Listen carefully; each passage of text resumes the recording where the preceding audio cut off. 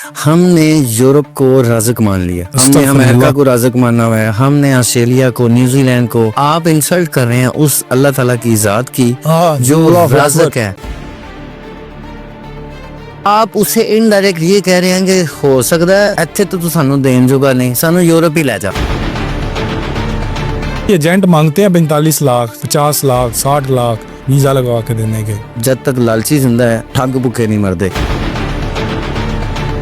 Europe में 44 countries आते हैं। इन 44 कंट्रीज की अगर वीजा फीस का पूछा जाए तो वो सिर्फ 80 यूरो है। 80 यूरो जितना भी पाउंड या यूरो महंगा हो जाए तो ज्यादा से ज्यादा 25,000 रुपए फीस बनती है। मैं एक देहाती आदमी हूँ, मुझे इंग्लिश नहीं आती और मैंने अमेरिका जाना है। अमेरिका का खास तौर पे अगर आपने वीजा अप्लाई किया है तो आपके लिए बैरियर कोई चीज नहीं है। पंजाबी में भी इंटरव्यू होगा, पंजाबी में भी इंटरव्यू होगा। ये तो मसला अब मेरा हल हो गया कि मेरी कोई भी जुबान है गोरे को वो आती है। अगर उसको नहीं आती तो उसके पास ट्रांसलेटर मौजूद है। तुम लोगों ने शादी की हुई और इधर से डंकी लगा के चले गए और रास्ते में मारे गए हो, तो उस औरत का क्या कसूर है जो अपना माँ बाप सब कुछ छोड़ के हमारे घर में आके बैठी हुई है। सारी जिंदगी के लिए बेवा का कलंक उसके माथे पे लग गया। यहाँ पे अच्छी भली लड़की को रिश्ता नहीं मिलता और जिसको बेवा मिल जाए लग जाए उसके रिश्ते क्या सोचो। और अगर उसके साथ 2 बच्चे हैं तो तुम्हारे बहन भाई उसको ठुड्डे मार मार के घर से निकाल देंगे। वर्क परमिट के नाम पे भी पाकिस्तान में बहुत फ्रॉड हो रहा है। इंग्लैंड वालों को लेबर की जरूरत है, वहाँ पे आदि काम नहीं मिलता। इंग्लैंड वालों ने वर्क परमिट जारी करने हैं तो वो किसी प्रोफेसर के करेंगे, किसी इंजीनियर का करेंगे। ये लोग जिनके पास कोई स्किल नहीं है वो 1.5 करोड़ रुपया दे के कहेंगे कि मुझे वर्क परमिट दें। तो ऐसे लोगों के ही पैसे जाया भी होते हैं ना, जो खुद कुछ कर नहीं सकते। अमेरिका चूं के आपको आपके इंटरव्यू पे वीजा देता है, वो आपको ऑब्जर्व करके वीजा ऑब्जर्व कर 99% लोगों से अमेरिका डॉक्यूमेंट्स रिक्वायर नहीं करता। अगर आपके पास यूएसए का वैलिड वीजा है 5 साल का आपके पासपोर्ट पे, तो आप यूके जा सकते हैं, बगैर वीजे के जा सकते हैं। अपनी टिकट करवानी है चले जाना। मैं किसी बुजुर्ग का इंटरव्यू करवा रहा था तो जैसे कि हम बात कर देंगे, आपसे पहला क्वेश्चन यही होगा कि आप अमेरिका क्यों जा रहे हैं। अमूमन तो यही होता है कि पहला सवाल यही पूछते हैं, सॉलिडिज्म पूछते हैं कि आप अमेरिका क्यों जा रहे हैं। अमेरिका ने उससे पूछ लिया कि आपका ट्रिप का खर्चा कौन उठा रहा है, तो वो बुजुर्ग उससे लड़ पड़े। उन्हें कहते हैं कि नहीं, तू मेरे सलवालां दी तरतीब ही पुठी करती है। तू पहला मेरे को ए पूछ, तू अमेरिका क्यों जा रहा है। अब आदम मेरे को पहले पूछ के तू अमेरिका क्यों जा रहे हैं। मैं इस जवाब की तैयारी की थी। कई इतने सादे लोग भी हैं, इतना सादा भी नहीं होना चाहिए। फिर लगा वीजा ना लगा, नहीं वीजा तो नहीं लगा ना। डन बेस पे कुछ नहीं होता। डन बेस उनको सिर्फ मुतमिन करने के लिए, जब 5वें महीने अगला बंदा तंग आ जाता है और उन्हें कहता है कि जी आप हमारा काम क्यों नहीं कर रहे, आपने जल्दी काम करवाने 5 लाख दें। बंदा चूंकि लालची होता है वो 5 लाख दे देता है और बस उसे 5 लाख की जरूरत है, वो इसी चीज का इंतजार कर रहा था, वो 5 लाख रुपए जाया होता है। अल्लाह ताला फरमाता है, ऐ इब्ने आदम, एक तेरी चाहत है, एक मेरी चाहत, एक मेरी चाहत होगा वही जो मेरी चाहत। अल्लाह ताला फरमाता है, लेकिन अगर तूने वो किया जो तेरी चाहत है, मैं तुझे थका दूंगा उसमें जो तेरी चाहत है, फिर होगा वही जो मेरी चाहत है। पर अगर तूने वो किया जो मेरी चाहत है, मैं तुझे वो भी दूंगा जो तेरी चाहत। वाह वाह, तो होगा फिर वही जो मेरी चाहत है। लाहौर से लेके इस्लामाबाद के अंदर यहाँ पे हमारे जो नौजवान हैं वो जैसे ही अपनी शिनाख्ती कार्ड की उम्र को पूरा करते हैं तो उसके बाद वारस्ता बॉर्डर डंकी लगा जाते हैं और सैकड़ों की तादाद में हर साल लड़के जो हैं मारे जाते हैं। आप उन लोगों को क्या सजेस्ट करेंगे, क्या डंकी लगानी चाहिए? डंकी तो बिल्कुल नहीं लगानी चाहिए। उसकी एक वजह, ज्यादातर ना लोग तालीम याफ्ता नहीं है, उनको इतना शौर नहीं है कि आप वीजा लीगली अप्लाई करके भी आप बाहर जा सकते हैं। अब ये जो जल्दी है ना वो मार जाती है। आप शनाख्ती कार्ड की उम्र तक की बात कर रहे हैं, शनाख्ती कार्ड से पहले ही चले जाते हैं। बनने से पहले ही बंदे अपना शनाख्ती कार्ड उम्रें कम लिखवा ज्यादा लिखवा के वो अपना शनाख्ती कार्ड बनवा लेते हैं, पासपोर्ट बनवा लेते हैं। और डंकी तो हर किसी ने लगानी चाहिए, जान हथेली भी रखनी पड़ती है और कई माओं के लाल जो हैं वो रास्ते में ही मारे जाते हैं। लोग सिर्फ जो सक्सेस हो जाती है जिनकी, उनको देखते हैं, जो रास्ते में सैकड़ों मारे गए हैं उनकी तरफ उनका ध्यान नहीं होता।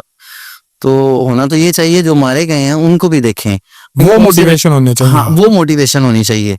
तो लेकिन वो मोटिवेशन उन्हीं से लेते हैं जो सक्सेस पहुंच गए। तो आपके अकॉर्डिंग नहीं, क्या करें फिर डंकी ना लगाएं? डंकी नहीं लगानी चाहिए। ये आप देखें भाई, एजेंट मांगते हैं 45 लाख 50 लाख 60 लाख वीजा लगवा के देने के। तो एजेंट वो कहते हैं कि जब तक लालची जिंदा है ठग भुखे नहीं मरते। तो जिन लोगों को शऊर ही नहीं है, आप देखें पूरे यूरोप में 44 कंट्रीज आते हैं, इन 44 कंट्रीज की अगर वीज़ा फीस का पूछा जाए तो वो सिर्फ 80 यूरो है, ठीक है। वो भी 12 साल से कम बच्चे के अगर आपने वीज़ा अप्लाई करवाना है तो उसकी 40 यूरो है, ठीक है। तो 80 यूरो, जितना भी पाउंड या यूरो महंगा हो जाए तो ज़्यादा से ज़्यादा 25,000 रुपये फीस बनती है। और वो डॉक्यूमेंट्स जो हम बनाने पे तरजीह देते ही नहीं हैं, वो अगर डॉक्यूमेंट्स बना के उसकी प्रॉपर फाइलिंग करके अगर आप वीज़ा अप्लाई करें तो आपको कोई भी मुल्क इजीली तो यहाँ वीज़ा पे दे। फ्रॉड हो जाते हैं, 9 महीने 10 महीने हो जाते हैं, एजेंट्स पासपोर्ट अपने पास रखे हुए हैं, ना बंदा इधर का ना उधर का। देखिए, पासपोर्ट तो किसी को देने ही नहीं चाहिए। पासपोर्ट उन्होंने अपने पास रख के करना क्या है? पासपोर्ट तो जब आपने अपना वीज़ा अप्लाई किया तो उस वक्त एम्बेसी आपने खुद लेके ही जाना है। तो आप पासपोर्ट किसी भी एजेंट को देते क्यों हैं? आप अपने पास रखें, वो आपकी फाइलिंग करता है, फाइलिंग जमा करवाता है, और पास जब फाइलिंग जमा करवाने जानी है तब आप अपना पासपोर्ट साथ लेके जाते हैं, उन्होंने एम्बेसी को देते हैं। तो ये पासपोर्ट रखना भी अगले बंदे को बांधने के मुतरादिफ ही है कि ये किसी और जगह का वीज़ा ना अप्लाई कर ले, और फिर बंदे खुद भी फंसते हैं, क्योंकि ये लोग अब आपको सब्ज़बाग दिखाते हैं कि जी मैं आपको ले जाऊंगा, ये गए वो गए। और कई बंदे तो बेचारे इतने शौकीन होते हैं बाहर जाने के, तो वो तो कुर्सी पे बैठे बैठे अमेरिका, कनाडा, यूरोप वो पहुंच जाते हैं जब अगला बंदा उन्हें इतने सब्ज़बाग दिखाता है। तो असल बात तो ये है कि आपको आजकल यूट्यूब के ऊपर हर किस्म की मालूमात, हर किस्म की इंफॉर्मेशन है, आप वहाँ से भी देख लें कि आपको वीज़ा कैसे अप्लाई करना चाहिए, और ख़ुद प्रैक्टिस करें। असल में काम चोरी की जाती है, खुद करना कुछ नहीं चाहते, वो कहते हैं बस लगा लगाया हमें मिल जाए और हम चले जाएं। ऐसे होता नहीं है, आपको इन्फॉर्मेशन प्रॉपर, इसकी गाइडलाइन जो है वो लेनी चाहिए, फिर आप खुद भी अपना वीज़ा अप्लाई कर सकते हैं। और आज यार दूसरी गली में कंसल्टेंट का ऑफिस खोल गया, हाँ, स्टडी इन अब्रॉड, ऐसे ही विजिट इन अब्रॉड, ऐसे ही ठीक है। क्या ये चने हैं ये कि जाके ले लेने? लोगों ने बनाए तो चने ही हैं, लेकिन आप उन लोगों को देखें जो पिछले काफ़ी अर्सा से काम कर रहे हैं और जिनकी सक्सेस रेशो जिस फील्ड में उनकी ज़्यादा है, आप उनसे उसी में रब्ता करें, और जो उन्होंने आपको बताया है आप घर जाके उसकी रिसर्च भी करें। प्रॉपर रिसर्च होनी चाहिए ताकि आपको पता चले कि जो बात इसने मुझे बताई है वो ठीक भी है या गलत है। जब आपका दिल मान जाता है तो फिर आप उस पर अमल करें। जो लोग 1.5 करोड़ रुपए का वीजा लेके जाते हैं, वो मैं समझता हूँ कि वर्क परमिट देखें, मेरी बात सुने, वर्क परमिट के नाम पे भी पाकिस्तान में बहुत फ्रॉड हो रहा है। ये रोमानिया के वर्क परमिट है जी, फलान जगह के वर्क परमिट है, फलान इतना जगह महंगा तो इंग्लैंड का वर्क परमिट है, 1.5 करोड़ का, 1.25 करोड़ का। लेकिन वहां पे देखें आप, मेरी बात सुने, वहां पे एक्चुअल में तो कोई कंपनी नहीं है। लोगों ने एक कंपनी कागजों में बनाई, कागजों में ही उसके वर्क परमिट निकलवाए और कागजों से ही वहां से वीजे अप्लाई किए। कई लोगों के अप्लाई किए, उनमें से एक आधे का लग गया। अब 100 लोगों का वीजा अप्लाई किया, उनमें से 98 के तो लगे ही नहीं। अगर एक दो का लग भी गया तो वो एक दो को देख के 100 बंदे उनके पास और आ जाएंगे, और जब वो बंदे भी 1.5 करोड़ रुपया दे के अगर इंग्लैंड वर्क परमिट पे चले गए हैं, तो आप मुझे ये बताएं, इंग्लैंड वालों को लेबर की जरूरत है? वहां पे आगे काम नहीं मिलता। हाँ, वहां पे आगे काम नहीं मिलता। तो ये बात है ना कि अगर इंग्लैंड वालों ने वर्क परमिट जारी करने हैं तो वो किसी प्रोफेसर की करेंगे, किसी इंजीनियर का करेंगे, प्रोफेसर, इंजीनियर, डॉक्टर, या कोई ऐसा बंदा जिसके पास एक्स्ट्रा ऑर्डिनरी एबिलिटी है, उसको वो वर्क परमिट इशू करे। किसी आम बंदे को, किसी लेबर को चूना मरवाने के लिए या पेंट करने के लिए उसको वर्क परमिट वो क्यों देंगे? वो तो किसी भी मुल्क में आप देखें कि वो स्किल को बुलाएंगे, स्किल को बुलाएंगे ना। तो ये लोग जिनके पास कोई स्किल नहीं है, वो 1.5 करोड़ रुपया दे के कहेंगे कि जी मुझे वर्क परमिट दें।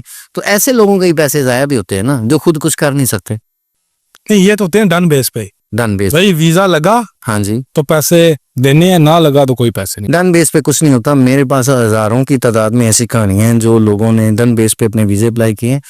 ये डन बेस उनको सिर्फ मुतमिन करने के लिए, और जो ही उनका टाइम प्रोसेस जो 3 महीने दिया हुआ है या 4 महीने दिया हुआ है, जब 5वें महीने अगला बंदा तंग आ जाता है और उन्हें कहता है कि जी आप हमारा काम क्यों नहीं कर रहे, तो वो कहानी शुरू हो जाती है कि जी हमारे पास ना इतना सारा पैसा था, वो हमने एक जगह पे लगा दिया है, तो 1-2 लाख रुपए हमारे पास कम है, तो आपने जल्दी काम करवाने 5 लाख दें। तो वो बंदा चूंकि लालची होता है, वो 5 लाख दे देता है, और बस उसे 5 लाख की जरूरत है, वो इसी चीज का इंतजार कर रहा था, वो 5 लाख रुपए ज़्यादा हो जाता है। ज्यादातर लोगों के डन बेस पे नहीं वीजे होते। और डन बेस पे आप वीजा किस तरह ले सकते हैं? कोई भी बंदा एम्बेसी में काम करता है जो वहां से उठा उठा के वीजे देता रहेगा? नहीं, या ये किसी तो होती है, कहते टोंग सेटिंग हुई हुई है। नहीं, कोई सेटिंग नहीं। एम्बेसी में एम्बेसडर किसी एजेंट की जो आम आपकी गली में, आपके शहर में या कोई चौधरी टाइप आदमी भी हो, उसकी अगर सेटिंग हो मेसी के अंदर, तो वो आपको ही वीजा देगा।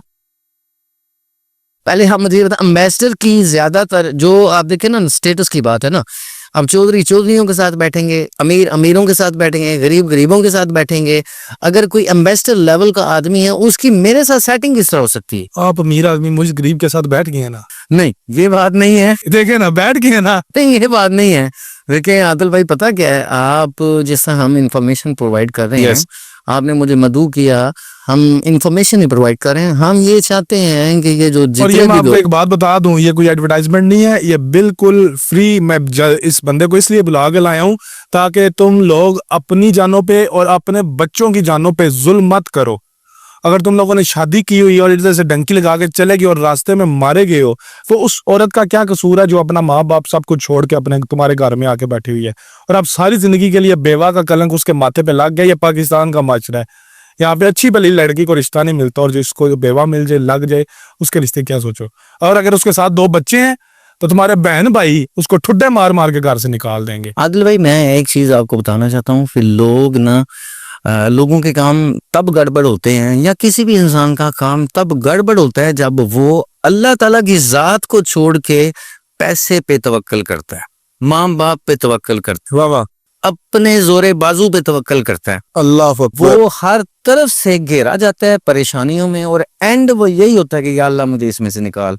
तो आपने ये सारा कुछ आजमाने के बाद पहले दिन ही अल्लाह पे तवक्कल करें, अल्लाह पे अच्छी उम्मीद रखें, तो आप अपने वीजाज अल्लाह पे तवक्कल रख के आप अप्लाई करें, आपका वीजा लगेगा। आप एक कंसल्टेंट है, आपने एक फाइल तैयार करनी है, एक मजमून तैयार करना है, और उस बंदे को जेरे नजर रखते हुए एक पूरी शख्सियत बनानी है और उसे रिप्रेजेंट करना है, ऐसे ही, उस एम्बेसडर के सामने या उस वीजा एजेंट के सामने जिसने उसको वीजा देना है। ऐसे ही, यही है ऐसे ड्यूटी ही, है आपकी। ऐसी हमारी यही ड्यूटी है। और इसके लिए आप अपनी फीस चार्ज करते हैं, मैं- जो कि नॉट रिफंडेबल होती है। वो देखें, कोई भी service company, service provider company, कोई भी दुनिया के अंदर, वो जब आपको सर्विस प्रोवाइड करती है तो सर्विस उसने प्रोवाइड कर दी ना, अब उसमें आपका वीजा नहीं लगा तो वो आप उससे पैसे किस तरह वापस मांगे?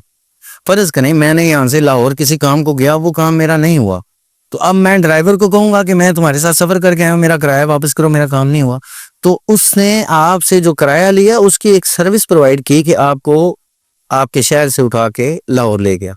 तो हमारा भी काम ही है, लेकिन हम नेक नीति से काम करते हैं। मेरे पास कितने ऐसे लोग हैं, कितने मतलब के जो इस कैलिबर के लोग आ जाते हैं जिनको बात समझानी मुश्किल है, या जिनका वीजा मैं उनको टाल मटोल करके वापस भेज देता हूँ, उनका वीजा मैं नहीं अप्लाई करता, क्योंकि मुझे पता है वीजा इनका नहीं लगना। वरना आप किसी भी ऐसे कंसल्टेंट के पास चले जाएं, वो आप उससे बात करें जर्मनी, तो वो यही कहेगा कि जी कल मेरा जहाज गया, आप कल आ जाते जहाज पे बैठा रहे थे।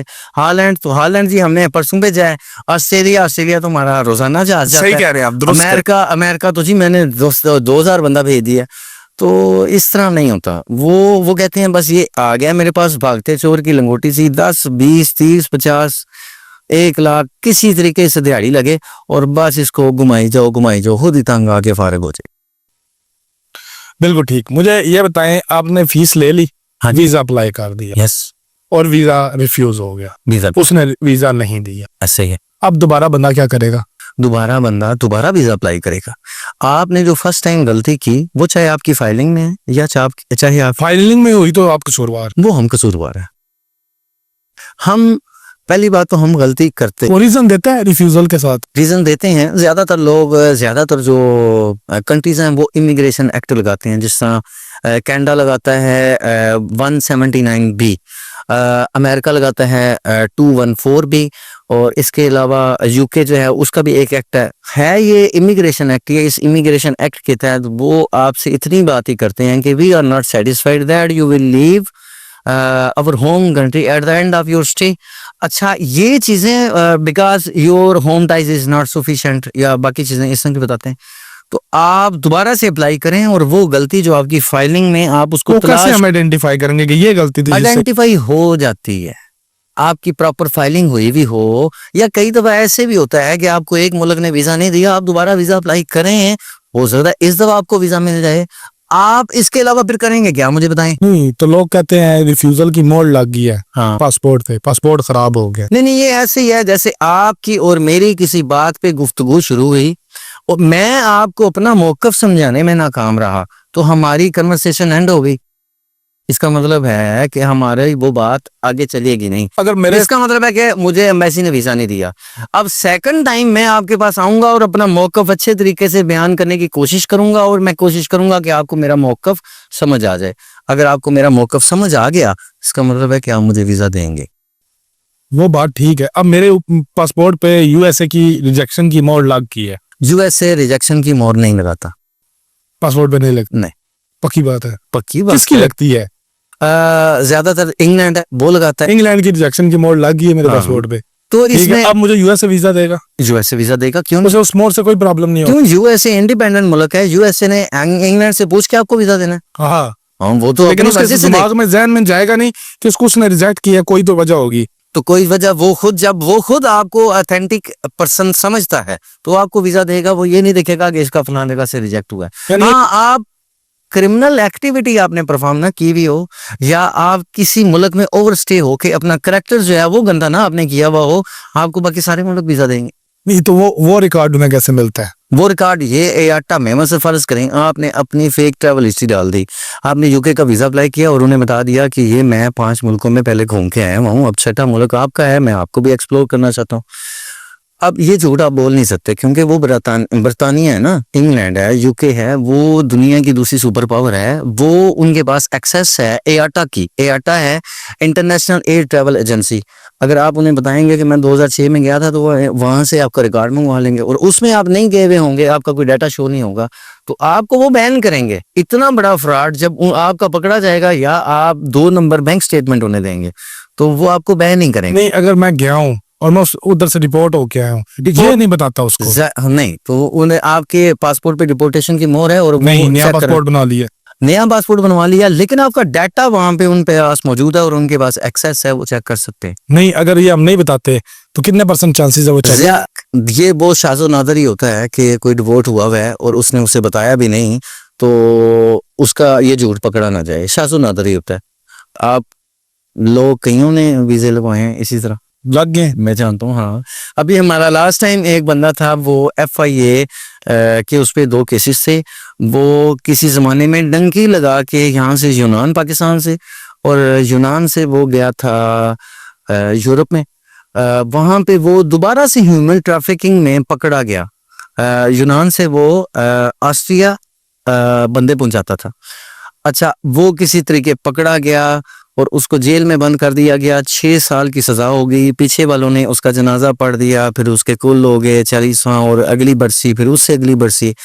तो 2 साल जेल में रहने के बाद जब उसको फोन दिया गया कि आप के अच्छे बर्ताव की वजह से हम आपको एक कॉल करने की इजाजत देते हैं, तो उसने घर बताया कि मैं जिंदा हूँ। तो वो तो मतलब कि डंकी लगानों के साथ वालों के साथ ये भी होता है ना जी। तो वो जब जिंदा निकला तो फिर वहाँ से जब उसने अपने 6 साल पूरे किए तो FIA वालों ने, वहाँ की इमिग्रेशन ने उससे पूछा कि आप अब यहीं रहेंगे या वापस आएंगे। तो वो इतना तंग आ गया तो उसने पाकिस्तान भेजो, यहाँ FIA के हवाले किया। ये सारे केसेस थे। मुख्तसर बात ये है कि उसका हमने अमेरिका का वीजा अप्लाई करवाया, हमने कोई जिक्र नहीं किया। अमेरिका चूंकि आपको आपके इंटरव्यू पे वीजा देता वो है, आपको ऑब्जर्व करके भी। ऑब्जर्व करता है। आप किसी भी बंदे के साथ जब फेस टू तो फेस कितने मीटिंग करोड़ करते की हैं, स्टेटमेंट होनी चाहिए? स्टेटमेंट नहीं मांगता। आपकी करोड़ों की स्टेटमेंट है, आपके यूके का वैलिड वीजा लगा हुआ है आपके पासपोर्ट पे भी, फिर भी आप फेस टू फेस मीटिंग पे वीजा ऑफिसर को ऑथेंटिक पर्सन नजर आते हैं तो आपको वो वीजा देगा, वरना आपकी कोई ट्रैवल हिस्ट्री काम नहीं आएगी, आपकी करोड़ों की स्टेटमेंट काम नहीं आएगी। यानी स्टेटमेंट चाहिए ही नहीं? चाहिए ही नहीं है। वो अगर मेरे बैलेंस 0 है अकाउंट में। 99% लोगों से अमेरिका डॉक्यूमेंट्स रिक्वायर नहीं करता। वाओ। आप ये देखेंगे फेस टू फेस मीटिंग आप किसी भी बंदे से क्यों करते हैं? सिर्फ इसलिए करते हैं कि आप कहते हैं मैंने वीडियोस में देखा हुआ है, मैंने बातों में सुना हुआ है, अब मैं इसके सामने जाके बैठता हूँ, इसका मौकफ फेस टू फेस सुनता हूँ। आप फेस टू फेस उसका मौकफ सुनने पे उसकी फेस रीडिंग कर रहे होते हैं, आप उसकी गुफ्तगू सुन रहे होते हैं, आप उसका कॉन्फिडेंस लेवल चेक कर रहे होते हैं। ये सारी चीजें आपने ऑब्जर्व करने के बाद आपका दिल और दिमाग ये कहता है कि मैं इस बंदे से जो आज मिला हूँ ये बात ठीक कर रहा है। एक आता है ना आपके दिमाग में, ऑब्जर्वेशन आती है। सेम यही चीज अमेरिका आज जब आपसे इंटरव्यू कर रही होती है वो भी ऑब्जर्व करती है, आपका confidence level, body language, attitude, आपकी फेस एक्सप्रेशन नोट करती है, आपकी आवाज़ की गरज भी, ये भी कॉन्फिडेंट होनी चाहिए ना, तो ये भी आपकी नोट करती है, इसी पे वो आपको वीज़ा देती है। और ये इस पे ही उसी का वीज़ा लगा है जिसका मैं आप जिक्र कर रहा हूँ कि वो डॉक्यूमेंट्स पे वीज़ा नहीं देते, डॉक्यूमेंट्स चेक भी नहीं करते। बिल्कुल ठीक। मुझे बताएं यूएसए के कितनी तरह के वीजा हैं जो आप इस वक्त consultant as a consultant apply करते हैं? यूएसए का B1 B2 visa, B category का जो वीज़ा है वो पूरी दुनिया में सबसे ज़्यादा अप्लाई किया जाता है। B1 B2 B1 B2 ठीक। अच्छा, ये कैटेगरी बी है, इसमें 3 स्पेसिफाई कैटेगरीज हैं जो B1 है। B1 कैटेगरी वो लोग यूज करेंगे जो सिर्फ बिजनेस वीजा चाहते हैं। अब इस बिजनेस वीजा को अप्लाई करने के लिए आप यहाँ पे आपके पास सारे डॉक्यूमेंट्स होने चाहिए, इसके लिए डॉक्यूमेंट्स होने चाहिए। अच्छा, डॉक्यूमेंट्स होंगे आपके पास, आप वहां से जिस कंपनी के साथ आप बिजनेस कर रहे हैं और बिजनेस मीटिंग अटेंड करने जा रहे हैं ना, तब आप B1 अप्लाई करेंगे। आप के पास वहां की कोई कंपनी जिसके साथ आप बिजनेस मीटिंग करने जा रहे हैं, इनविटेशन लेटर होना चाहिए। वो इनविटेशन लेटर आप उन्हें दिखाएंगे, वो वेरीफाई करते हैं एट द स्पॉट, और आपका कॉन्फिडेंस लेवल देखने के बाद अब वो वीज़ा अप्लाई करते हैं। इसमें उनकी मर्जी, वो आपको 6 माह का दें, 1 साल का दें, 2 साल का दें, लेकिन इसमें भी अमूमन 5 साल का देते हैं। दूसरी कैटेगरी आ जाती है B2। B2 कैटेगरी ऐसी है जिसमें आप अपना मेडिकल करवाने के लिए, या आपका कोई अजीज अकारब उसका वहां पे फोत हो गया है, उसका फ्यूनरल है या उसकी डेथ हो गई है, तो आपने उसका जनाजे को अटेंड करना है, तो ये इमरजेंसी है ना। आपने बिजनेस मीटिंग अटेंड करनी है, वो इमरजेंसी है। आपने किसी की डेथ पे जाना है, तो वो इमरजेंसी है। आपको दोनों सूरतों में 14 दिन के अंदर अंदर एम्बेसी कंपनसेट करती है और आपको डेट दे देती है। नहीं, लेकिन तो इसके लिए 14 दिन में तो जनाजा हो जाएगा। नहीं, 14 दिन के अंदर अंदर डेट मिल जाती है आपको। अगर जाहिर बात है आपका बहुत करीबी और ब्लड रिलेशन में कोई बंदा है ना, तो वो फिर रखेंगे ना आपके लिए बॉडी, वो तो मोर्सिस में रख लेते हैं। या फिर आपने वहां से अपना इलाज करवाना है, मेडिकल वीजा आपने अप्लाई किया तो B2 होगा ना, तो आपने या तो डेथ अटेंड करने जाना है या फिर आपने अपना इलाज करवाने जाना है, तो B2 वीजा है। आपको 14 दिन के अंदर डेट भी मिलेगी, आप वहां जाके अपना मेडिकल ट्रीटमेंट करवा सकते हैं। उसके लिए आपको यहाँ पे डॉक्टर्स की रिपोर्ट्स चाहिए, डॉक्टर्स का रेफर लेटर चाहिए, और फिर आप वहां के किसी डॉक्टर जो आपका इलाज करना चाहता है उसके साथ अपॉइंटमेंट फिक्स करेंगे। वो अपॉइंटमेंट लेटर डॉक्टर का आपके पास होना चाहिए। आपको मैसी आपका अपॉइंटमेंट लेटर, आपका रेफर लेटर, आपकी मेडिकल रिपोर्ट्स ये चेक करती है। चेक करने के बाद आपको वीजा इशू करती है। B1 B2 कैटेगरी ऐसी है जिसमें आप अपने माँ बाप, बहन भाई, बीवी, बच्चों के साथ भी वीजा अप्लाई कर सकते हैं। अच्छा, इस कैटेगरी को उन्होंने मर्ज कर दिया। आप B1 B2 में, मतलब कि इसका मतलब है बिजनेस टूरिज्म टेम्परेरी विजिटर। आप बिजनेस करने के लिए भी जा सकते हैं और अपने माँ बाप, बहन भाई उसके लिए स्टेटमेंट चाहिए होगी? नहीं, उसके लिए स्टेटमेंट नहीं चाहिए, आपका कॉन्फिडेंस लेवल ही चाहिए। आप देखिए मेरी बात मैं कमा के दिखाऊंगा उन्हें, मैंने ये बोलना है। नहीं, ये बात नहीं है। आप देखिए मेरी बात सुने, आपने फाइल में लिख दिया मैं 10 लाख रुपए कमाता हूँ। अब आपकी पर्सनैलिटी, आपका कैलिबर, आपका गुफ्तगू का अंदाज, आपका कॉन्फिडेंस लेवल ही ये शो नहीं करता कि आप 10 लाख कमाने वाले। ठीक है, तो फिर वो आपको वीजा नहीं देगा ना। इसी ऑब्जर्वेशन पे तो उसने आपको वीजा देना है। हाँ, अगर मैं उसे कहता हूँ मैं 1 करोड़ रुपया कमाता हूँ, हाँ। और सेठ बन के बैठ जाऊं, हाँ। और उसे ये मैं यकीन दिला दूं कि मैं सेठ हूँ, हाँ, मुझे वीजा देगा? वीजा देगा। वाह वाह, लेकिन ऐसे होता नहीं ना, ये आसान काम नहीं है। ये आसान है मेरे लिए तो जो आसान। 1 करोड़ कमाता है उसकी तो पर्सनैलिटी, उसका कॉन्फिडेंस लेवल होगा ना। हाँ, लेकिन जिस बंदे ने 1 करोड़ देखे ही नहीं कभी जिंदगी में, तो वो उतना कॉन्फिडेंस लेवल कहाँ से लेके आए? ये अल्लाह पाक ने बिल्ट इन कॉन्फिडेंस जो है ना, गॉड गिफ्टेड है अपने पास। हाँ, तो जाहिर सी बात है, फिर आप करें। आप इंटरव्यू कर ले मुझे अभी इधर। नहीं, आप वीजा ले। आप why are you going to America? Shut up. Okay okay okay. जो बना करोड़ कमाता वो किसी की बात क्यों सुने? You are rejected. You are rejected, oh my God. ये मैंने आपको ना वो जरा 1 करोड़ वाला एटीट्यूड दिखाया है। Okay okay. और मैं एक बात बताऊं, जो बंदा पाकिस्तान में 1 करोड़ कमाता है उसने अमेरिका जाके क्या करना है भाई? हाँ, ये भी बात है ना। ले मेरे पास देखिए, आप 10-12 लाख महीने का कमाते हैं, हाँ। आपको जरूरत है जाने की? ना। हाँ, फिर मुझे को धक्का दे के भी निकाले, मैं नहीं चाहता। हाँ, नहीं जाते, जारी बात, आपने दुनिया जो भेज रहे हैं। अच्छा, आगे चलते हैं जी। ये आपने क्या B1 B2, जो बंदा 1 करोड़ कमाता है आपने बता रहे थे, और वो नहीं होता, तो वो उसे वीजा नहीं देता। यानी 1 करोड़ पर लिखा है तो उसका एटीट्यूड भी 1 करोड़ वाला होना चाहिए। जाहिर सी बात है, उन्होंने यही ऑब्जर्व करना है और इसी ऑब्जर्वेशन पे वो वीजा देंगे। ठीक है, वो यानी कि हाथों की उंगलियों की मूवमेंट देखेंगे, कि आंखें घुमाते हुए देखेंगे, कंफ्यूज देखेंगे तो वो रिजेक्शन दे अब देंगे। देखें लोग जब इंटरव्यू दे रहे होते हैं हम, तो वीजा ऑफिसर आपको फेस टू फेस आपकी आंखों में आंखें नहीं डालता। हालांकि आप बड़ा दिल होता है आपका कि ये मेरी तरफ देखे और मुझसे मेरा कॉन्फिडेंस लेवल चेक करे, मैं इसके आंखों में आंखें डाल के बात करूंगा, लेकिन वो आपके चेहरे की तरफ देखते ही नहीं है, वो अपने सिस्टम की तरफ देखते हैं। और सिस्टम की तरफ इसलिए देख रहे होते हैं कि आपके चेहरे पे कैमरा लगा हुआ है, और असल में इनडायरेक्ट वो आपको चेहरे को देख रहे होते वो हैं। आपका जो रंग आ रहा है, आपका जो रंग जा रहा है, आप जो परेशान हुए हैं, आपने बार बार आपके चेहरे पे यहाँ पे झुर्रियां आई हैं, आप बार बार इस तरह कर रहे हैं, या बाल बार बार ठीक कर रहे हैं, या आप जब काउंटर पे खड़े हैं तो आपने उंगलियां बार बार ऐसे कर रहे हैं, या बार बार आप पाँव इस तरह हिला रहे हैं, तो ये इरिटेशन है ना, जो आप जाहिर यानी कि असल अनकंफर्टेबल है आप। अनकंफर्टेबल है, तो उस वजह से फिर ये चीजें अच्छा, नोट। मैं एक देहाती आदमी हूँ, हाँ जी, मुझे इंग्लिश नहीं आती हाँ। और मैंने अमेरिका जाना है, तो ये जो इंग्लिश बैरियर है ना, ये बैरियर नहीं है अमेरिका का। खास तौर पे अगर आपने वीजा अप्लाई किया है तो आपके लिए बैरियर कोई चीज नहीं है। पंजाबी में भी इंटरव्यू होगा, पंजाबी में भी इंटरव्यू होगा। मैं उसकी एक लॉजिक से साथ में आपको बताता हूँ, नाज़रीन अगर देख रहे हैं तो अमेरिका का पूरी दुनिया के अंदर अगर यूएस एम्बेसी काम कर रही है, अगर आप यहाँ से बाजोड़ एजेंसी चले जाएं और अगर कोई चीज बेचना चाहें तो आपको पश्तो आनी चाहिए। यस, क्योंकि वहां पे उर्दू किसी को नहीं आती। यस, ऐसे ही है, बिल्कुल ठीक है। तो आप चाय का एक कप भी नहीं बेच सकते सारा दिन लगा के, क्योंकि आपकी Language उन्हें barrier समझ नहीं, लैंग्वेज बैरियर है।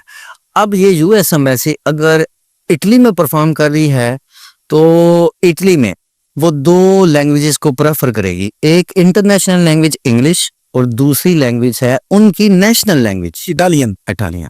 यही यूएस एम्बेसी जब अरब में परफॉर्म कर रही है, सऊदी अरब में, तो वहां पे भी 2 लैंग्वेज को प्रेफर करती है, Arabic and English. Arabic and, बिल्कुल ठीक। ईरान में करेगी तो इंग्लिश और फारसी, अफगानिस्तान में करेगी तो पश्तो एंड इंग्लिश। तो पाकिस्तान में जब करेगी तो उर्दू वो है। इंग्लिश और उर्दू। ओके, आपका ये बैरियर नहीं है, ये ना सोचेंगे आप ठीक है, यानी कि मैं इंग्लिश उसमें भी इंटरव्यू उर्दू में इंटरव्यू दे सकते हैं, बल्कि इसके अलावा आपको जो जुबान आती है उनके पास ट्रांसलेटर मौजूद है, वो आपको प्रोवाइड करेंगे और आप उनसे गुफ्तगू करने में आपको प्रॉब्लम नहीं। पंजाबी भी आती है उन्हें आती है। आती। वाह वाह, तो ये तो मसला अब मेरा हल हो गया कि मेरी कोई भी जुबान है, गोरे को वो आती है, गोरे को आती है, वो अगर उसको नहीं आती तो उसके पास ट्रांसलेटर मौजूद है जो उसको समझाएगी। अगर मैं पंजाबी में बात करूंगा, मेरी माँ बोली है, मेरा तो कॉन्फिडेंस लेवल इधर चला जाएगा। यस, और गोरे को कौन सा मेरी समझ आ रही है। ऐसी कितने लोगों ने पंजाबी में अपना इंटरव्यू दिया और उनका वीजा लगा, उनका वीजा लगा, और कई लोग सुन ही नहीं सकते, उनके साथ 12 साल का बच्चा है,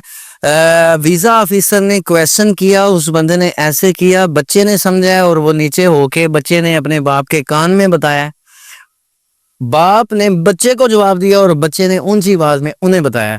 इस कम्युनिकेशन पे बाद भी वो फैमिली पूरी का वीजा लगा। क्या बात है, यानी वो वेलकमिंग है, वो हमें ना करने के लिए नहीं बैठे हुए। उनका जो अंदर का माहौल है एम्बेसी का, जो उनका इंटरव्यू वाला मतलब कि रूम है, वो इंतहाई कंफर्टेबल है, वो आपको मतलब कंफ्यूज नहीं करते, आपको इजी रखते हुए आपसे इंटरव्यू लेते हैं। ठीक है, ओके, इंटरव्यू में मुझसे पूछेगा क्या? आपसे देखें, मेरी बात सुने, आपसे 90% 5 क्वेश्चन पूछे जाते हैं जो इस वीजे को लेने के लिए काफी हैं। इनके जवाब, क्वेश्चन नंबर 1, आप अमेरिका क्यों जा रहे हैं, फर्स्ट क्वेश्चन है। अब ये सादा क्वेश्चन नहीं है, ज्यादातर लोगों को ये पता है कि हम उन्हें बता देंगे कि हम टूरिज्म के लिए जा रहे हैं। ये तो नहीं ना, वो मानेगा ही नहीं, अमेरिका है ही नहीं tourism state. America tourism state नहीं है, अगर टूरिज्म स्टेट है तो पाकिस्तानी टूरिज्म के लिए कहीं भी नहीं जाते। ठीक है, ऐसे ही है ना, उन्हें पता है पाकिस्तानी टूरिज्म के लिए कभी भी नहीं जाएंगे, तो उसका ये सादा सवाल नहीं है। यहाँ पे हम डिस्क्वालीफाई हो, यहाँ पे आपने कह दिया, उन्होंने पूछा आप अमेरिका क्यों जा रहे हैं, आपने पूछा हम घूमने फिरने जा रहे हैं, फैमिली के साथ एंजॉय करने जा रहे हैं, तो ये यहीं पे आपका वीजा खत्म हो गया। अमेरिकन वो आपसे पूछ रहे हैं कि हमें समझ आ रही है कि आप अमेरिका घूमने जा रहे हैं, हम आपसे ये पूछना चाह रहे हैं कि आप अमेरिका ही क्यों घूमने जा रहे हैं, व्हाई चूज अनदर कंट्री। आप मलेशिया, थाईलैंड, स्कर्दू, मरी, गिलगित, नारायण का गान क्यों नहीं गए, घूमने ही जाना है, आपने अमेरिका कंट्री को ही क्यों चूज किया घूमने के लिए। तो आपने इसका एक सॉलिड रीजन आपने देना है। मसलन फर्ज करें मेरा, अच्छा, अगर इसको भी इस पे भी उसको मैं अगर सॉलिड रीजन दूं वो सेटिस्फाई होगा? हाँ वो सेटिस्फाई है, लेकिन टूरिज्म वो नहीं है। नहीं, टूरिज्म के बाद नेक्स्ट क्वेश्चन किया है ना उसने कि नहीं। ये यहाँ ही वो क्यों जा कह रहा रहा है आप अमेरिका ही क्यों घूमने जा रहे हैं, लेकिन उनके अल्फाज पूछने वाले यही हैं कि आप अमेरिका क्यों जा रहे हैं। ये आपने उनकी लॉजिक को समझना है। मैं आपकी बात समझ, अगर मैं इसका उसको सेटिस्फाइड जवाब देता हूँ कि मैं अमेरिका ही क्यों घूमने जा रहा हूँ, यस, वो कन्विंस होगा। वो कन्विंस होगा। यानी कि अब मैं, मेरे पास एक रीजन है कि अमेरिका में एक ऐसा डेजर्ट है जहाँ पे बारिश नहीं होती, यस, ट्रू एयर्स पर वो वाहिद जगह है जहाँ पे बारिश नहीं होती, मैं उस रेगिस्तान को देखने जा रहा हूँ। हाँ, लेकिन आपकी अथेंटिसिटी क्या है कि आप उसको क्यों देखने जा रहे हैं, वजह आपकी क्या वर्थ क्या है। ओके, या तो फिर वो- अगला सवाल उसने ये करना है। हाँ, वो तो आप खुद बताएंगे ना उसे ठीक है। कि मैं आर्कियोलॉजिस्ट हूँ, मैं जमीन के ऊपर तजिया कर रहा हूँ, ठीक है, ये मेरी डिग्री है और मैं दुनिया के मुख्तलिफ हिस्सों पे घूम फिर चुका हूँ और उनकी मैं जो तख्लीक कार की जो खूबियां वो बयान कर चुका हूँ। अब मैंने ये डेजर्ट घूमना है, ये आप बताएंगे, अपनी वर्थ भी साथ शो ठीक है, करेंगे, फिर वो आगे तब मुझे घुमाएंगे। पूछेगा भी तुमने क्यों वो घूमना है। हाँ, क्योंकि उसे उसे ये आपने बताया नहीं कि क्यों घूमना है। वाह वाह।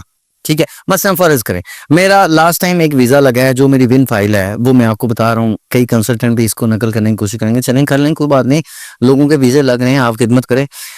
मेरे पास एक बंदा था, उसकी जो पर्सनैलिटी थी वो फील्ड वर्कर वाली थी। अब मैं भी इसे ये सोचता रहा कि इसकी मैं फाइल क्या पुट करूं, ये तो है ही फील्ड वर्कर है, अमीर आदमी लगता नहीं, पर्सनैलिटी इसकी है। तो मैंने उसको फील्ड वर्कर के तौर पर अगर शो किया तो मैंने कहा कि मैं बिल्डिंग कॉन्ट्रैक्टर हूँ।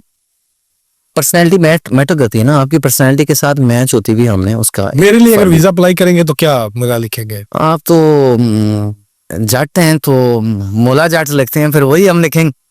नहीं, सही सीरियस बताए ना, ताकि ये आपकी जो ऑथेंटिसिटी है वो आप जर्नलिस्ट हैं तो आपको जर्नलिस्ट ही हम शो करेंगे, क्योंकि जो बंदा जिस शोबे में काम कर रहा है या किसी शोबे में उसका एक्सपीरियंस है, आप वो बताएंगे तो उसमें वो कॉन्फिडेंट खुद भी रहेगा।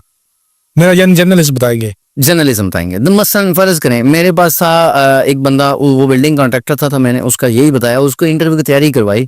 उन्होंने पूछा what is the main purpose of your visit. I want to visit their famous buildings, their hometowns, and observe how to construct their homes. And after that, a temporary visit, I implement the same development in my projects, which I started in my home country in housing society. वो my God. ये एक solid reason था जिस पे वाह, उसने वाह। अगला सवाल उसने ये किया है कि आप मैरिड हैं। उसने कहा हाँ। अब हम जब किसी का, एक मैं आपको शुगल की बात बताता हूँ, मैं किसी बुजुर्ग का इंटरव्यू करवा रहा था, तो जैसे कि हम बात कर देंगे, आपसे पहला क्वेश्चन यही होगा कि आप अमेरिका क्यों जा रहे हैं। तो एम्बेसडर की मर्जी है, अमूमन तो यही होता है कि पहला सवाल यही पूछते हैं, सॉलिड रीजन पूछते हैं कि आप अमेरिका क्यों जा रहे हैं।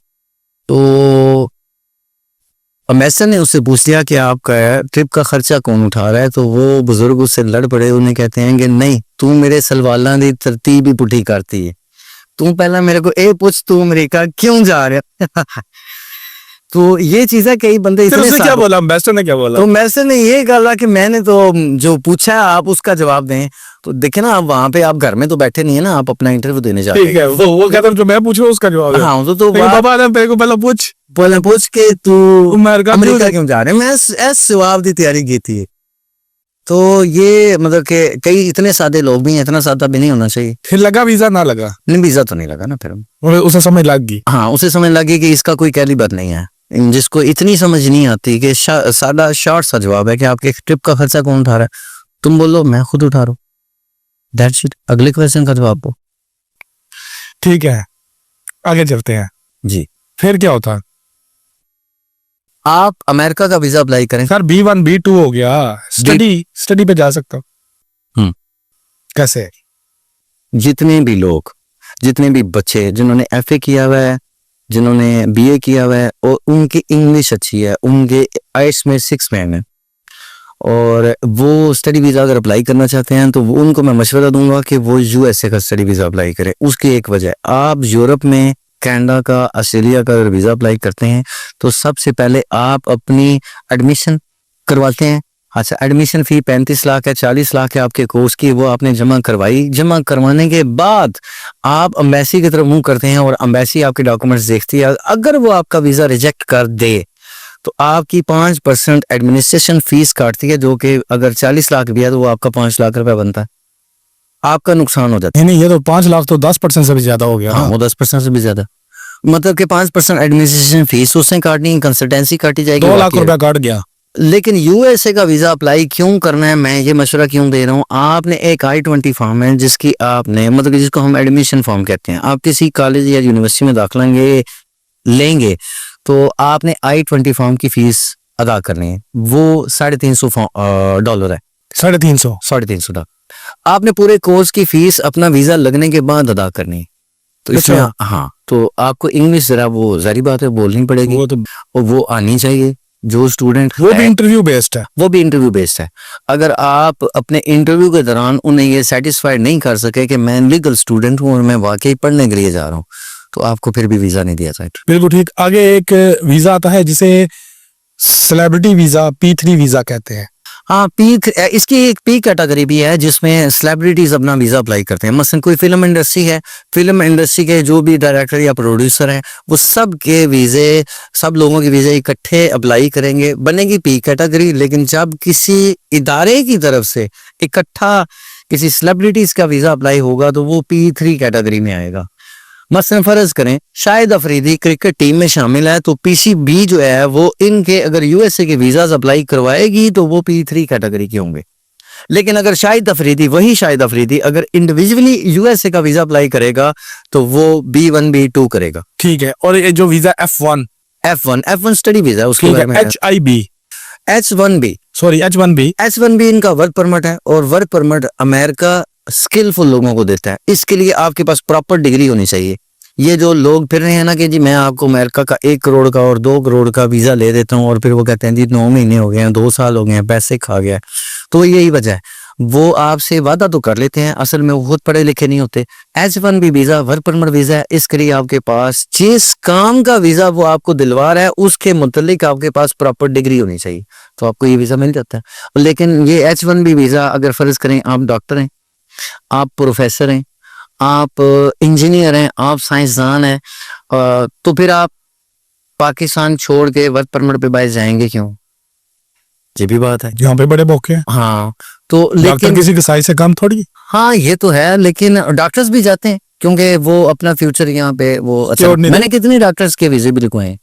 ठीक है, उन्हें आसानी से मिलता है। H1B हाँ, उसकी एक वजह है, इनका एक टेस्ट होता है डॉक्टर्स का जो ये अमेरिका जाके देते हैं। ठीक है, एक सेमेस्टर का एक टेस्ट है जो अमेरिका जाके देते हैं, उसका इनविटेशन लेटर, उसकी एडमिशन फॉर्म वगैरह वो जमा करवा दिया जाता है कि इनका आसानी से वीजा लगे। बिल्कुल ठीक। आगे चलते हैं, अमेरिका से बाहर निकलते हैं। अमेरिका कोई वाइड कंट्री नहीं है दुनिया का, और भी कहीं जा सकते हैं। लेकिन पाकिस्तान का ड्रीम कंट्री तो यही है पाकिस्तानियों का। अच्छा, मुझे ये बताएं, अच्छा ये एक मजे की बात और पूछनी, अमेरिका के वीजा पर किस किस कंट्री में ऑन अराइवल वीजा है और किस किस कंट्री में फ्री एंट्री है? अभी ना, अगर आपका मल्टीपल 5 इयर्स का वीजा लग गया है, हम लोगों ने, मैंने खास तौर पे बहुत इस बारे में लोगों को वीडियोस में इंफॉर्मेशन प्रोवाइड की है कि आप जैसे लोगों का अमेरिका का 5 साल का वीजा लगता था, वो अमेरिका जाते थे, आगे से वो डंकी लगा के कनाडा चले जाते थे। हाँ जी, आज भी जो लोग जिनके पास इंफॉर्मेशन कम है, मैं उनके लिए बता रहा हूँ कि अगर आपके पासपोर्ट पे अमेरिका का 5 साल का मल्टीपल वीजा लगा हुआ है तो आपको कनाडा केन प्लस कैटेगरी में 40 डेज के अंदर अंदर आपको कनाडा भी वीजा देगा। सर ये तो 20 डेज में मैंने सुना था। 20 डेज अगर वो फाइलिंग सारी उनकी हो जाती है, मैं तो मैक्सिमम बता रहा हूँ कि कितनी देर लगा लेंगे। 40 डेज के अंदर अंदर आपको कनाडा जो है आपके वैलिड वीजे यूएसए की वजह से 40 डेज के अंदर अंदर आपको वीजा देता है। और कनाडा की खासियत ये है कि आपका जब तक का पासपोर्ट वैलिड है, आपकी वैलिडिटी तक आपको पासपोर्ट हो, आपका वीजा इशू करता है। अच्छा, इसके बाद यूके की एंट्री फ्री है। अच्छा, अगर आपके पास यूएसए का वैलिड वीजा है 5 साल का आपके पासपोर्ट पर, तो आप यूके जा सकते हैं, बगैर वीजे के जा सकते हैं। अपनी टिकट करवानी है, चले जाना, वो हमें कुछ भी नहीं कहेंगे। हाँ, वो आपको कितने दिनों के लिए? लेकिन वो 4 दिन के लिए, 4 दिन से ज्यादा नहीं। फिर हमने आउट होना है। फिर आपने आउट हो, किसी भी साथ वाले कंट्री में हो जाए, चाहे आप यूके जा सकते हैं। 4 दिन के लिए आपको एंट्री देते हैं। और फिर आप अगर किसी और मुल्क में वहां से जाना चाहते हैं तो आप वीजा ही अप्लाई करें, वरना आप अगर इस तरह एंटर होंगे किसी और मुल्क में तो फिर वो इलीगल ही होगा। इलीगल होगा। वो तो इलीगल के लिए तो हम कह रहे हैं कि इलीगल एक्टिविटी परफॉर्म ना करें। ठीक है। न्यूजीलैंड ऑन अराइवल, न्यूजीलैंड जो है वो ऑन अराइवल है वीजा मिलेगा? हाँ मिलेगा। कितने % चांसेस है मिलेगा? इसके अगर आपका यूएसए का वीजा लगा हुआ है तो आपको न्यूजीलैंड भी वीजा इजीली दे देता है। कितने दिन का वीजा देगा? कितने दिन का? वो आपको 1 महीने का वो एंट्री दे देता है। आप जितनी मर्जी दिन वो वहाँ आप ऑन अराइवल आपको वो एंट्री पे स्टैंप लगा देते हैं, आप कितने दिन रह सकते हैं। ठीक है। और ऑस्ट्रेलिया?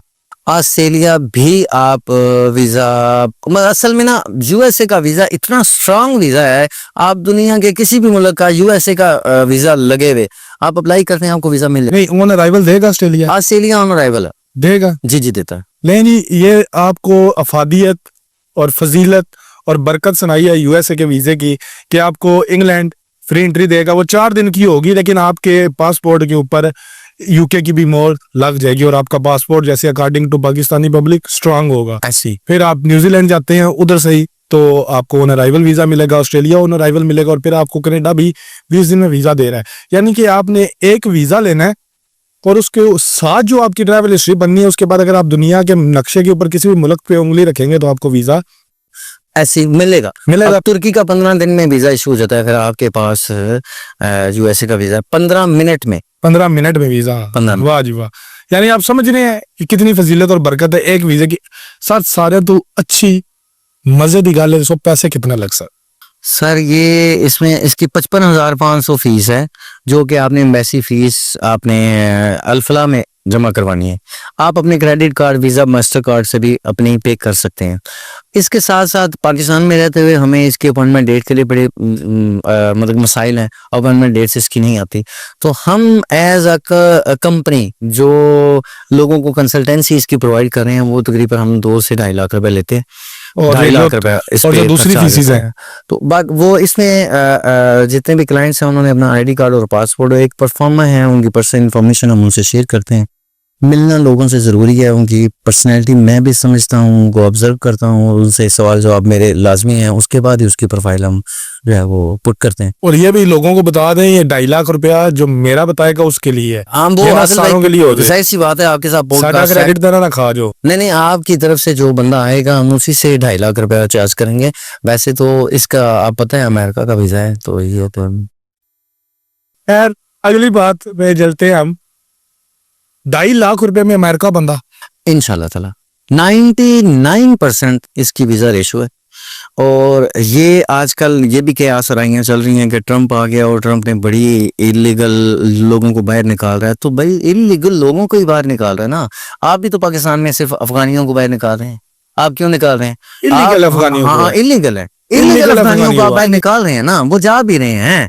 ये जो उनकी वीजा लेके आया हुआ है हाँ उसे नहीं भेज रहे। वो नहीं भेज रहे। तो आप अपनी क्या मुल्क की बात है, सलाम क्या बड़ी अजीब एग्जांपल सेट की। तो आप ट्रंप अगर इलीगल पाकिस्तानी है या इंडियन है या जो भी इलीगल वहां पे इमिग्रेंट्स हैं, अगर उन्हें निकाल रहा है तो आपको बुरा लग रहा है। आप खुद अपने मुल्क में भी यही कर रहे हैं, लेकिन वो कर तो अपने मुल्क की सलामती के लिए रहा है ना। तो आप अगर वो इलीगल इमिग्रेंट्स को निकाल रहा है तो आप तो इलीगल इमिग्रेंट्स नहीं है ना, आपके तो पास 5 साल का वीजा है, आप तो वहां पे रह सकते हैं ना। देखिए जी, ट्रंप जेन्युइनली बात है, जब ट्रंप आया तो उसने काफी सारी चीजें चेंज कर दी हैं। तो अब लोगों को ये लग रहा है कि अमेरिका के वीजे नहीं लगेंगे, एक अफगानिस्तान के लोगों की और पाकिस्तान के लोगों पे पाबंदी है, इस तरह की खबरें चल रही। नहीं इस तरह की कोई पाबंदी नहीं है, उसकी तरदीद काफी आ गई है। 2 बंदों ने अगर उस पर वीडियो बनाई और वो वायरल हुई है तो 1000 लोगों ने इस बात की तरदीद कर दी है। वो इलीगल जितने भी इमिग्रेंट्स हैं या इलीगल तरीके से अमेरिका में कोई दाखिल होता है, ट्रंप उन पे पाबंदियां लगा रहे हैं। आपके पास तो आप वीजा ले रहे हैं ना, 5 साल का एम्बेसी से ले रहे हैं ना, तो आप जाएं। अगर इमिग्रेशन वाले भी आपसे सवाल करते हैं कि आप यहाँ पे क्यों आए हैं, तो आपने जो इंटरव्यू दिया है आप वही बात उन्हें बताएं। आपके पास होटल बुकिंग होनी चाहिए, आपके पास $100 पर डे के हिसाब से शो मनी होनी चाहिए, आपके पास रिटर्न टिकट होना चाहिए। आपको इमिग्रेशन वाले भी तंग नहीं करते। और ये जो ट्रंप आया है, जिस तरह कोई भी अफसर किसी भी ऑफिस में आता है तो वो शुरू में टर्नली अपनी झाड़ता है, ओए तू सही बैठ जा, तू सही खड़ा हो जा, तू लेट आया, तेरी मूछें ठीक नहीं है, तेरे बाल ठीक नहीं है, तो वो जरा 4-5 दिन अपनी जरा टर्नली झाड़ता है। तो ये ट्रंप आया है, अभी ये सीट पे बैठेगा, अभी 2 महीने तो हुए हैं उसको। अभी फरवरी में तो उसने लास्ट मंथ ही तो उसने अपना हल्फ उठाया। 2-4 महीने में ये अपनी सीट पे जरा फिक्स हो जाएगा तो ठीक हो जाएगा सब। चले आगे चलते हैं। आगे बात आ गई सिर्फ अमेरिका ही नहीं है, हाँ यूरोप के असल में पहले बात तो लोगों को ये नहीं पता कि यूरोप में कितने मुल्क शामिल हैं। यूरोप अगर यूरोप बड़े आजम की बात की जाए तो इसमें 44 कंट्रीज हैं, 44 मुल्क हैं, 44 मुल्क। जो यूरोप में शामिल है, उसमें से 29 मुल्क इस साल तक ऐसे हैं जो अपना बॉर्डर आपस में शेयर करते हैं, जिसको हम कहते हैं शेंजन जोन। पहले 27 थे, अभी 29 हो गया। अब बुल्गारिया और तो रोमानिया भी रोमानिया इसमें भी शामिल हो गया ना। तो इन 29 मुल्कों में से किसी एक मुल्क का भी आप वीजा अप्लाई करते हैं तो आपको वीजा मिलता है, जिसमें हमारे पाकिस्तानियों को ज्यादातर यही पता है कि स्पेन जो है जी यूरोप है, फ्रांस यूरोप है, इटली यूरोप है, पुर्तगाल यूरोप है, इसके जर्मनी अलावा नहीं। हाँ, जर्मनी भी यूरोप है। हाँ, बस यही इतना ही पता है, इतने मुल्क उनको याद है। बाकी मुल्क भी हैं जिनका आप नाम नहीं लेते, मैं उंगलियों पे गिना सकता हूँ, लेकिन 29 मुल्क हैं शेंजन जोन में। अगर आप गूगल भी करेंगे तो आपको इसकी लिस्ट आ जाएगी। इसमें से सबसे ज्यादा जो रेशो है वो इस टाइम नेदरलैंड की है। आप दुबई, यूएई में या सऊदीया में देख लें, अगर किसी की दो मची हुई है कि किसी की वीजा रेशो अच्छी है तो वो नेदरलैंड है, जिसका मतलब जिसका पाकिस्तान का पूरा नाम जो है इस्लामी जमहूरिया पाकिस्तान है, हम पाकिस्तानी बोलते हैं। उनका ऑफिशियल लैंग्वेज में जो नेम है वो नेदरलैंड है, उर्फे हम उसको हॉलैंड बोलते हैं। ये जर्मनी के हमसाया मुल्क है। उसकी वीजा रेशो बहुत अच्छी है, उसकी वीजा पॉलिसी बहुत अच्छी है। इटली का अगर आप वीजा अप्लाई करते हैं, आपको पता है इसकी डेट ही नहीं मिलती है, नहीं मिलती, स्पेन की भी नहीं मिलती, तो 2-2 स्पेन की साल भी नहीं मिलती। 2-2 साल नहीं मिलती। तो ये मसाइल हैं। तो आप उन मुल्कों का, यूरोप में उन मुल्कों का वीजा अप्लाई करें जो शेंजन भी हैं लेकिन छोटे मुल्क हैं जिनको टूरिज्म की जरूरत है। पॉलिसी और फाइलिंग सारा कंसेप्ट उनका सेम ही है, लेकिन वो छोटे जो मुल्क हैं वो अपने स्टेटमेंट रिक्वायर्ड है। स्टेटमेंट रिक्वायर्ड है कितने पैसे, लास्ट 6 मंथ की। कितने पैसे हो? इसमें से आपके पास आपका जो 10 दिन का टूर है, 10 दिन का जो टूर है उसमें 100 यूरो पर डे के हिसाब से आपके पास शो मनी होनी चाहिए। अगर क्लोजिंग बैलेंस की बात की जाए, अगर आपका बिजनेस अकाउंट है तो उसमें तो क्लोजिंग बैलेंस कोई मैंने नहीं रखता। आपके पर्सनल अकाउंट में कम से कम 10 से 12 लाख रुपए होने चाहिए, बस इतना ही। और कुछ टोटल लगेंगे कितने पैसे आपकी फीस डाल के सारा कुछ करके? हम 2.5 लाख रुपए चार्ज करते हैं। उसमें हम इनका मुख्तलिफ कंपनीज जो हैं उनकी तरफ से इनविटेशन लेटर भी मंगवाते हैं। इनमें ट्रैवल इंश्योरेंस होती है, आपकी होटल बुकिंग होती है, आपकी टिकटिंग सब होती नहीं है। बताया आपके देखने वालों के लिए 2.5 लाख। हाँ, ये जाहिर सी बात है, आपके पॉडकास्ट में आपके सामने बैठे हुए हैं तो आपके जितने भी देखने नहीं वाले सर, ये तो हमारी आपकी तय पागी। ये पेपर है जी, इस पे हमने ना पहले रेट्स लिखे हैं कि हमारे देखने वालों को क्या फायदा होगा। आप ये बता नहीं रहे सर, साडा क्रेडिट खास होता है, फिर कितने जा सकते? नहीं सर, आपका क्रेडिट नहीं खा रहे, आप की तरफ से या आपकी वीडियो देख के या आपके जानने वाले जितने भी दोस्त हैं। ओरिजिनल रिवील करें कि अगर आप कंसल्टेंसी करें किसी फाइल की तो उसकी क्या फीस है, अगर इस वीडियो के बगैर कोई आपके पास आता है हम तो देखेंगे अब हर बंदा देखे ना अपने हिसाब से। अब हमारी अगर वीजा रेशो अच्छी है और हमारे पास रश ज्यादा और हमने काम भी पेटेंट करना है और आप आगे खालिस बता करना रहे है, ठीक थे है। कि जिसका वीजा नहीं लगता उसे मैं बहाना करके भेज देता हूँ। बस ऐसे ही है, कुछ इस तरह कर लें आप। वो हम बंदे वही चुनते हैं जिनका कैलिबर है। हम पैसों के पीछे नहीं पड़ते, लेकिन हमारा काम जो है वो एक नंबर होता है। हम 5 से 6 लाख रुपए भी चार्ज करते हैं कई क्लाइंट से, लेकिन मैं आपके तवज्जो से जितने आने वाले हैं उनको हम 2.5 लाख रुपए। शुक्रिया अदा करें, शुक्रिया। खत्म हो जेंटी वाला केस, पासपोर्ट दे जो 6 महीने बाद डन, तो वीजा मिलेगा। अच्छा जी, वीजा रिफ्यूज हो गया, दोबारा तो नहीं कंसल्टेंसी फीस देनी हम पड़ेगी? कंसल्टेंसी फर्स्ट टाइम चार्ज करते हैं, सेकंड टाइम हम विदाउट ऑफ एनी कॉस्ट आपको पूरी कंसल्टेंसी प्रोवाइड करेंगे। आप सिर्फ अपनी एम्बेसी फीस पे करेंगे, मैं आपसे 1 रुपया दोबारा से चार्ज नहीं करूंगा। और उससे ज्यादा डबल मेहनत से काम करके देंगे? उससे ज्यादा डबल महीने से काम ये तो करके नहीं देंगे। होगा टरका देंगे? देखिए मेरी बात सुने, अगर किसी बंदे का 4 दफा भी वीजा मेरी तरफ से रिफ्यूज हो गया मेरी फाइलिंग पे, अगर 5वीं दफा भी उसका लगा तो मेरा ही सीना चौड़ा होगा ना कि जी 4 दफा रिफ्यूज करवा के 5वीं दफा अब इसका वीजा ले लिया। सर 26-27 लाख रुपया लगता है डंकी लगाने का। तो हम तो 26-27 लाख में आप 600 दफा हमारी तरफ से वीजा अप्लाई कर सकते हैं। 600 दफा? 600 दफा हम वीजा अप्लाई करवा देंगे। 600 दफा में 1 दफा तो लग ही जाएगा ना? जाहिर सी बात है। और जिसका 3री-4थी दफा भी नहीं लगा हम खुद छोड़ के आ जाएंगे। 3री-4थी दफा तो लगा, ये कह रहे हैं खुद छोड़ के आ जाएंगे। वाह जी वाह। ऑस्ट्रेलिया जो है ई वीजा है इसका।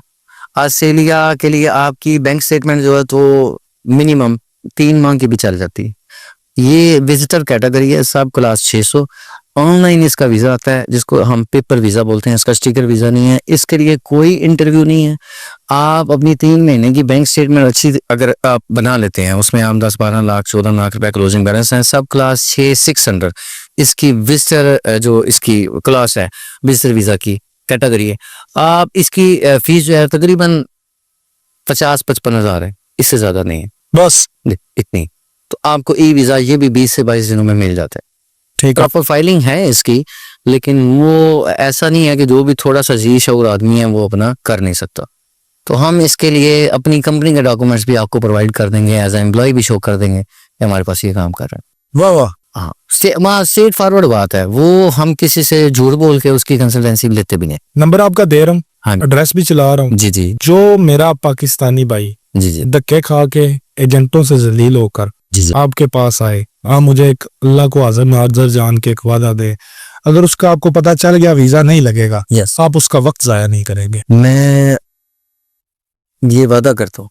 वादा करते हैं? हाँ, अब पहले भी ऐसे ही हो, ज्यादातर लोग जिनको समझ ही नहीं आती मैं उनको टाल मटोल करके उनको वापस भेज देता हूँ, क्योंकि मुझे पता है इनका वीजा नहीं लगेगा और ये अपने पैसे जाया करें। वाह वाह, अल्लाह ताला आपको बहुत सारा रिस्क दे। आपका नंबर भी चला रहे हैं, एड्रेस भी चला रहे हैं। और एक आपको मैं बात बता दूं, कलीम साहब मेरे बहुत ही अच्छे दोस्त हैं और मुझे 1000% इनके ऊपर इत्मीनाद है। ये हमारे भाई हैं, शरीफुल नफ्स आदमी है, ईमानदारी के साथ अपने बच्चों के लिए रिस्क कमा रहा है और सच्ची बात करने का कायल है। कोई आपको इसने सुनहरे ख्वाब नहीं दिखाने। और जो तुमने डंकी लगा के अपनी जान पे एक वार खेलना है, 2.5 लाख लगा के, 2 लाख लगा के एक दफा अपना लाख आजमा लो, शायद तुम इज्जत के साथ उस मुल्क में चले जाओ। खुदारा जिस घर से एक बच्चा डंकी के लिए गया होता है ना, उसके वालिद को, उसकी माँ को, भाइयों को, बहनों को जितनी देर वो मंजिल पे नहीं ना पहुंच जाता, रोजाना 100 दफा मौत आती है। हर लम्हे एक नया ख्याल आता है। टीवी पे अगर किसी और की खबर चाह रही होगी, उसे तुम्हारी खबर समझ कर दिल फटने को चला जाएगा। तो ये रास्ते इख्तियार मत करो। रिज़्क का वादा अल्लाह ताला का है, उसने आपको देना है, चाहे वो इस मुल्क में दे या किसी मुल्क में दे। रिज़्क के असूल के लिए गलत रास्ता मत चुनो। मैं एक चीज आपको बता दूं, वो मेरे जहन में आई, हमारे पाकिस्तानियों की एक चीज वह है, बहुत बारीक सी तार है जो आपके दिमाग को हिलाएगी और आपको इस चीज की समझ आएगी। हमने यूरोप को राज़िक मान लिया, अल्लाह अकबर, हमने अमेरिका को राज़िक माना हुआ है, हमने ऑस्ट्रेलिया को, न्यूजीलैंड को, हमने जब भी हम अल्लाह ताला को छोड़ के किसी को राज़िक बनाते हैं, वो हमारा काम नहीं होता। लोग कहते हैं कि या अल्लाह हमें ना अमेरिका ले जा, हमें यूरोप ले जा, हमारे हालात ठीक हो जाएंगे। आप इंसल्ट कर रहे हैं उस अल्लाह ताला की जात की जो राज़िक है। अल्लाह अकबर। आप उसे इनडायरेक्ट ये कह रहे हैं कि हो सकता है ਇੱਥੇ तो तू सानू देन जोगा नहीं, सानू यूरोप ही ले जा। तो आप ये दुआ भी ना करें। अगर आपने अल्लाह ताला से दुआ करनी है तो उससे यही करेंगे, अल्लाह मेरे हक में जो बेहतरी है ना वो कर दे। वही करते। आप कहते हैं नहीं मेरा यूरोप का वीजा लग जाए, मेरे हालात ता ही ठीक होने हैं। ये बड़ी बारीक सी बात है, लोगों को समझ आ जाए तो अल्लाह ताला भी, फिर वीजे भी लग जाते हैं। हाँ वीजे भी लग जाते हैं। तवक्कल मेरे अल्लाह पे उस्ताद कर। कहते होते हैं, तुम जिस चीज के पीछे भाग रहे हो ना, ऐसे ही वो तुमसे आगे आगे भागेगी। ऐसे ही। तुम एक दफा उसके पीछे भागना छोड़ दो, फिर वो तेरे पीछे भागेगी और तू उससे भागेगा। मैं एक और चीज आपको बताना चाहता हूँ, फिर उसमें देखते हैं। अल्लाह ताला कहता है, अल्लाह ताला फरमाता है, ऐ इब्ने आदम एक तेरी चाहत है, एक मेरी चाहत एक है। मेरी चाहत, होगा वही जो मेरी चाहत। अल्लाह ताला फरमा वाह रहा है, लेकिन अगर तूने वो किया जो तेरी चाहत है, मैं तुझे थका दूंगा उसमें जो तेरी चाहत है, फिर होगा वही जो मेरी चाहत है। पर अगर तूने बदल दिया पर उसको, अगर तूने वो किया जो मेरी चाहत है, मैं तुझे वो भी दूंगा जो तेरी चाहत। वाह वाह क्या बात है, तो होगा फिर वही जो मेरी चाहत है। क्या बात। तो इस बात को मैं समझता हूँ कि अल्लाह ताला किसी भी इंसान को अब आके किस तरह समझाए कि तू मेरे गए हुए रास्ते पे मेरे पे तवक्कल करके आगे चल, मैं तुझे वो भी दूंगा जो तुझे चाहिए। हाँ, और ये भाई का मल्टीपल वीजा अपना लगा हुआ है, बल्कि फैमिली का लगा हुआ है, बीवी बच्चों का, लेकिन पाकिस्तान में रहकर ये अमेरिका में 10-10 साल पुराने लोगों से भी ज्यादा पैसा कमा रहे हैं। सर गलत तो नहीं कह रहा? ऐसे ही ऐसे ऐसे ही। तो ये अल्लाह का क्योंकि एक उसकी चाहत है और एक आपकी चाहत है। यस ऐसे ही। होगा वही जो उसकी चाहत है। ऐसे। सर आपके वक्त का शुक्रिया, आप मंडी बावलदीन से इधर मेरे पास तशरीफ लेके आए, आपको मैं बहुत मशकूर हूँ। और मैं ये समझता हूँ ये जो बातें मैंने आपसे पूछी हैं मेरे लिए तो सदका ही जा रही हैं। अगर मैंने किसी घर का एक बच्चा भी डंकी से रोक के आप तक पहुंचा दिया ना, जी जी, तो मेरा मकसद पूरा हो जाएगा। बहुत बाकी अल्लाह आपको खैर के खबरें दे, खैर के मामले आपके साथ फरमाए कि आप सीधे रास्ते से हमारे पाकिस्तानियों का शौक पूरा करें। जी बिल्कुल, बहुत शुक्रिया।